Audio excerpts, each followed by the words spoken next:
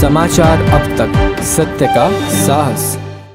वर्धा येथील बोरगाव मेघे येथील वॉर्ड क्रमांक 1 मधील गिट्टी खदान परिसरात अनेक वर्षांपासून घरे बांधून नागरिक राहत आहेत। यात सुमारे 1500 कुटुंबांचा समावेश आहे। या नागरिकांनी अनेकदा निवेदन व अर्ज दिले, परंतु त्यांच्या मागणीकडे दुर्लक्ष करीत आहेत।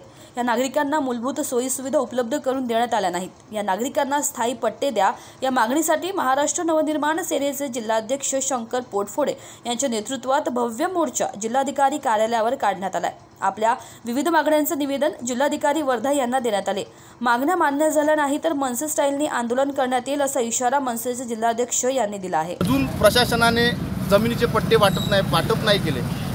त्यांना प्रशासनाला वारंवार निवेदने विनंत्या करण्यात आल्या, परंतु प्रशासनाने त्यांची कुठलीही दखल नाही घेतली। त्यामुळे महाराष्ट्र निर्माण सेनेकडून हा एक मोर्चा काढण्यात आलेला आहे। या मोर्चाला जर आम्हाला न्याय न मिळाला तर महाराष्ट्र निर्माण सेनेतर्फे जिल्हाभर मनसेतर्फे मनसे स्टाईल आंदोलन करण्यात येईल। समाचार अब तक ब्युरो रिपोर्ट वर्धा।